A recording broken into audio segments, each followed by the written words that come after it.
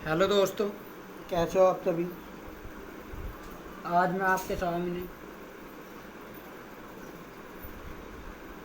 NCERT के numerical के बारे में डिस्कस करूंगा।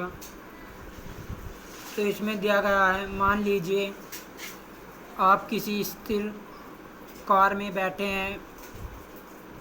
2 मीटर विकटता त्रिज्या के पारवर्ष दर्पण में किसी धावक को अपनी ओर आता हुआ देखते हैं। यदि धावक 5 मीटर पर सेकंड की चाल से दौड़ रहा है तो उसका प्रतिबिंब कितनी चाल से दौड़ता प्रतीत होगा। तो इसमें 4 पार्ट दिए गए हैं। Number 1, A part 39 metre, B part 29 metre, C part 19 metre, D part 9 metre. तो आइए अब इसे हम सोल्व करते हैं।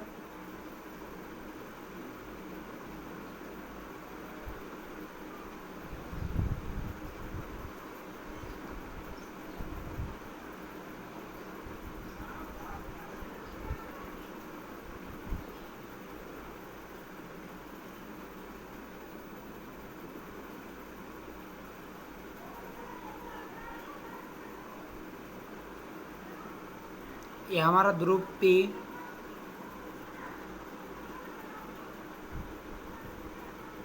यहाँ फोकस बिंदु, यहाँ वक्रता केंद्र, एक प्रतिबिंब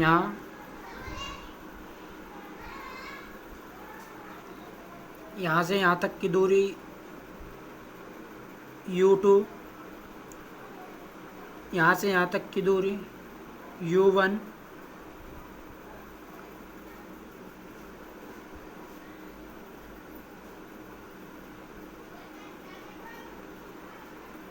यहाँ से यहाँ तक की दूरी 5 सेंटीमीटर, यहाँ से यहाँ तक की दूरी 34 सेंटीमीटर, 39 और टोटल दूरी 39 सेंटीमीटर।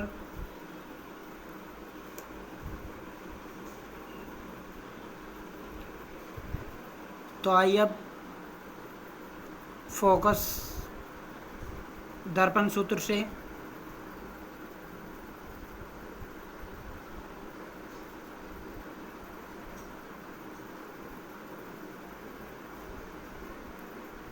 दर्पण सूत्र 1/f=1/v प्लस 1/u।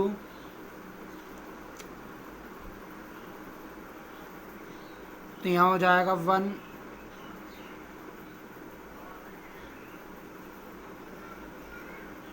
f बराबर 1, r बराबर 2, r बराबर 2 दिया गया है।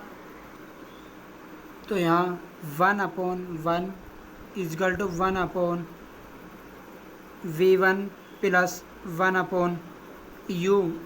39 माइनस के 39, तो इसे इधर ले आएंगे। 1 प्लस के 1/39=1/v1।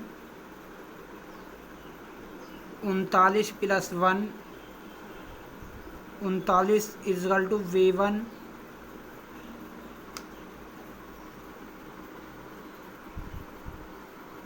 तो यहाँ हो जाएगा 40/39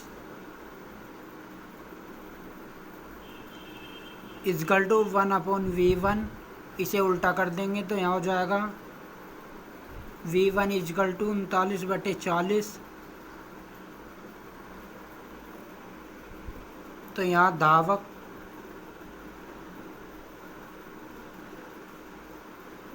का वेग बराबर 5 मीटर पर सेकंड।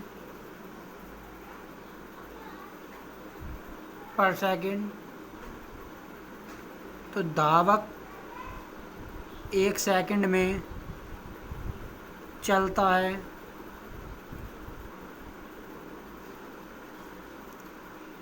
5 मीटर पर सेकंड। तो यहाँ हो जाएगा पुनः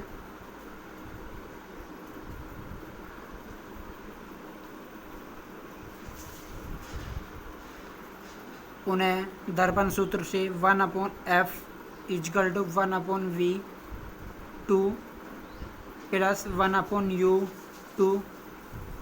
तो यहाँ हो जाएगा 1/1 इजकल टू 1/v2 प्लस, अब 39 में से -5 कर वो दूरी अब हम 34 लेंगे। तो यहाँ हो जाएगा 1/-34।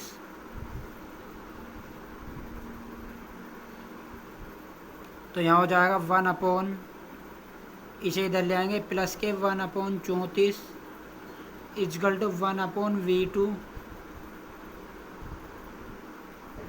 बराबर 34 एकम 34 प्लस 1 इजकल टू 34 1/v2। तो यहाँ हो जाएगा 35/34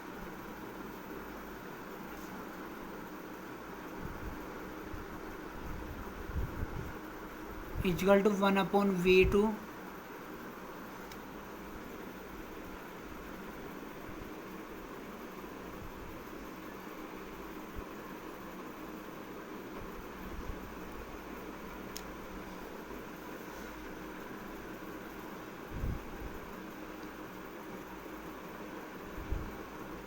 तो यहाँ हो जाएगा v2 बराबर 34/35 उल्टा करने पर। तो हमें r बराबर दिया था 2, f बराबर 1, v2 माइनस v1।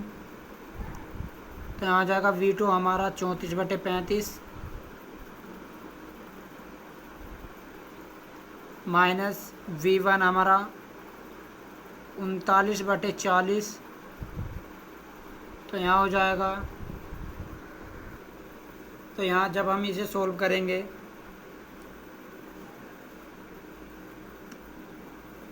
(39/40 माइनस 34/35 को जब हम सोल्व करेंगे तो इसका आंसर 1/280 मीटर पर सेकंड। इसी प्रकार से दोस्तों आप 3 बार ट्राई करेंगे। नेक्स्ट क्वेश्चन हमारा ये है, यदि किसी अवतल दर्पण के परावर्तक पृष्ठ के नीचे का आधा भाग किसी अपारदर्शी पदार्थ से ढका हुआ है तो दर्पण के सामने स्थिर किसी वस्तु के प्रतिबिंब पर क्या प्रभाव पड़ेगा। तो मान लीजिए हमारा अवतल दर्पण है, हमने उसके सामने कोई वस्तु रख दी तो उसका प्रतिबिंब पूरा बनेगा और हमने आधा अवतल दर्पण ढक लिया तो आपका जवाब होगा कि प्रतिबिंब आधा बनेगा। नहीं दोस्तों, प्रतिबिंब पूरा बनेगा। तो आइए अब हम जानते हैं इसका आंसर।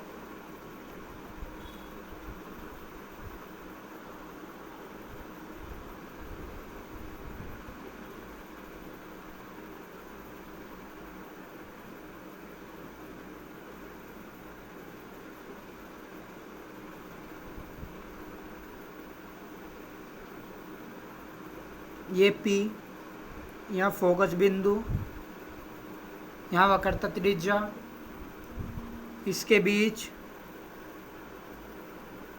कोई वस्तु रखी है, ये वस्तु फोकस बिंदु से होकर निकल और एक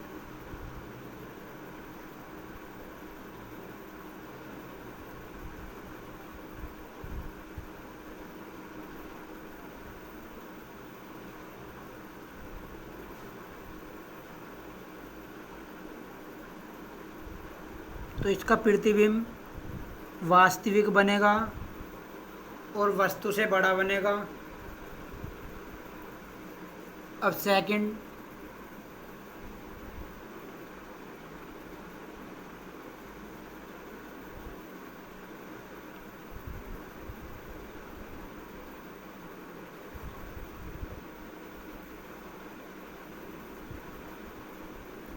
ये भाग हमारा दबा हुआ,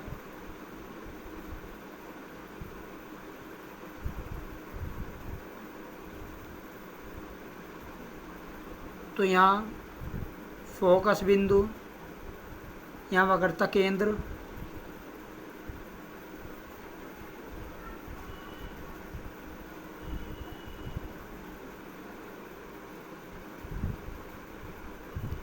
एक किरण ऐसे आई और फोकस बिंदु से होकर निकल गई, तो दूसरी किरण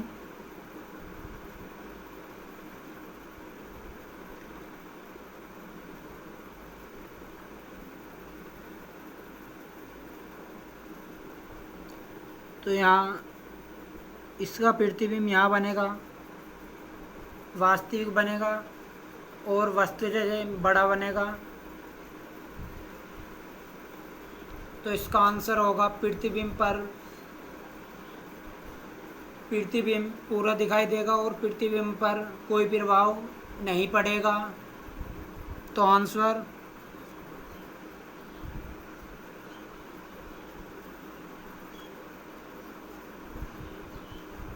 प्रतिबिंब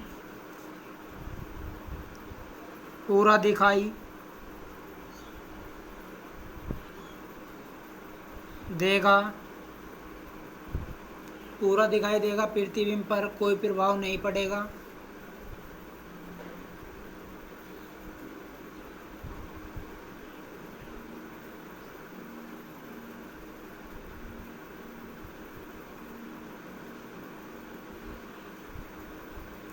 प्रभाव नहीं पड़ेगा और प्रतिबिंब पर कोई प्रभाव नहीं पड़ेगा। प्रतिबिंब की आकार व प्रकृति अपरिवर्तित रहेगी। प्रतिबिंब की आकार व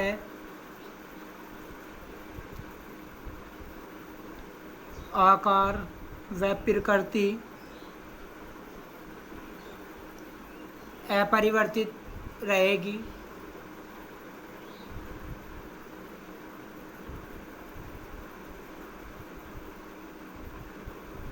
अपरिवर्तित रहेगी, परंतु तीव्रता बदल जाएगी।